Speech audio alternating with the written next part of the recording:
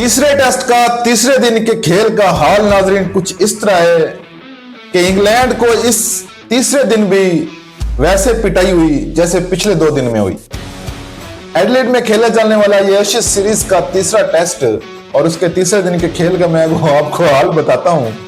नाजरीन, आपको पता है कि दूसरे दिन के इख्तिताम तक इंग्लैंड के 8 खिलाड़ी आउट थे और बेन स्टोक अपनी जान लगा रहे थे। बिलाखिर मैंने आपको जैसे पिछली वीडियो में कहा था कि ये पहले सेशन में मॉर्निंग में ये आउट हो जाएंगे इंग्लैंड वाले, और वैसा ही हुआ।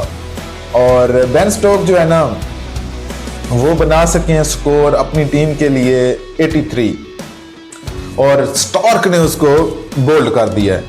और इसके साथ जो जोफ्रा आर्चर थे उसने भी 51 स्कोर किए, काफी अच्छा सपोर्ट किया उसने। बिलाखिर वो बोलांड की बॉल पे कैच दे बैठे लबुचैन को। और इसी तरह 286 स्कोर के ऊपर इंग्लैंड की सारी टीम पहली इनिंग में आउट हो गई। याद रहे कि ऑस्ट्रेलिया ने पहली इनिंग में 371 स्कोर बनाए थे और 371 के जवाब में इंग्लैंड ने 286 बनाए। और फिर ऑस्ट्रेलिया ने बैटिंग शुरू कर दी और ऑस्ट्रेलिया ने दूसरी इनिंग की बैटिंग शुरू की तो ट्रेविस हेड ने वो कर दिखाया कि इंग्लैंड वाले बेचारे फिर सोचते होंगे ये कहां से आ गया। और जैसे वो पहली इनिंग में फ्लॉप हुआ था, उसने 10 स्कोर बनाए थे। इंग्लैंड के बॉलर थोड़ा रिलीफ फील कर रहे थे, चलो ये तो गया, इसकी फॉर्म तो शायद वापस ना आए। लेकिन सेकंड इनिंग में वो ऐसे वापस आया। अच्छा, मजे की बात यह है कि वो मारता इंग्लैंड वालों को मार रहा है, हवा टाइट हो रही है इंडिया वालों की। और जाहिर बात है इंडिया वाले इसको कभी नहीं भूलेंगे। इंडिया को जहां जहां मौका मिला है इसने इंडिया की लिटरेशन की है सही तरह, चाहे वो टेस्ट में हो, ओडीआई में हो, 2023 का फाइनल का वर्ल्ड कप का फाइनल हो, इसने मारा है।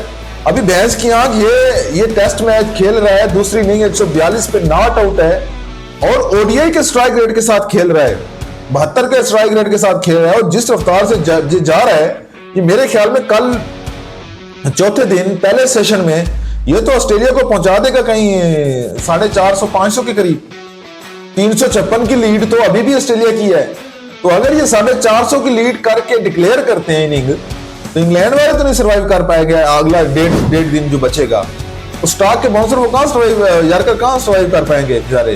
उनका एक जॉय रूट आउट हुआ नहीं तो उसकी टीम कोलैप्स किया नहीं उन्होंने।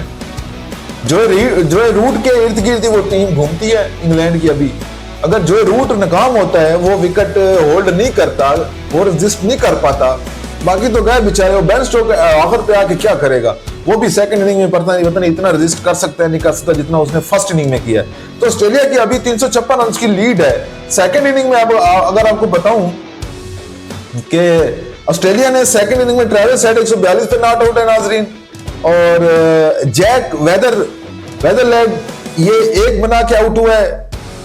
मार्नस लबुचैन 13 बनाया उसने। उस्मान ख्वाजा जो पहली इनिंग में 82 स्कोर जिसने बनाए थे, उसने इस इनिंग में 40 बनाए। अब ये भी एक कम बैक किया उस्मान ख्वाजा ने बहुत अच्छा, जिसको ये साइड लाइन कर रहे थे कि ये अब इसका कैरियर खत्म। बड़े बड़े लोग कह रहे थे, क्रिकेटर कह रहे थे कि उस्मान ख्वाजा का कैरियर खत्म हो गया है, क्योंकि ऑस्ट्रेलिया के पास अब टॉप ऑर्डर आ गया है, ओपनर आ गए, मिडिल ऑर्डर स्मिथ आ गए। वो तो इसकी किस्मत अच्छी उस्मान ख्वाजा की कि स्टीव स्मिथ अनफिट हुआ है और उनके कैप्टन पैट कमिंस ने रिस्क नहीं लिया। उसने कहा नहीं, मैं रिस्क नहीं ले सकता, स्टीव स्मिथ साहब आप बैठो।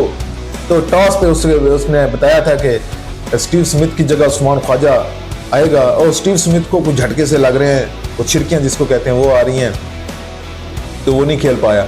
इसने फिर सेकंड इनिंग में उस्मान ख्वाजा ने 40 स्कोर किया, 51। ये भी स्ट्राइक रेट ओडीआई का लेके चले। अच्छा, ऑस्ट्रेलिया के जितने बैट्समैन स्ट्राइक रेट के साथ खेले वो भी टेस्ट में। और कैमरन ग्रीन उस 7 पे आउट हुआ है नाजरीन, और जो ये पीएसएल में expensive overseas player sold out हुआ है, इधर कोई गोल नहीं खिला रहा।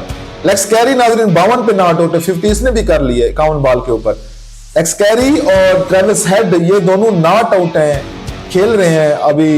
और मुझे लगता है ये कल चौथे दिन मॉर्निंग सेशन में 1-2 घंटा खेलेंगे, उसके बाद ये इनिंग डिक्लेयर कर देंगे। जैसे ये 400 प्लस की इन्होंने 450 की लीड दी, ये इनिंग डिक्लेयर कर देंगे। और इंग्लैंड की अगर मैं बॉलिंग की बात करूं सेकंड इनिंग में, तो जोश को मिली हैं 2 विकेटें और विल जैक को मिली है 1 विकेट, और जो इनका प्रीमियर फास्ट बॉलर था जोफ्रा आर्चर, उसको अभी तक कोई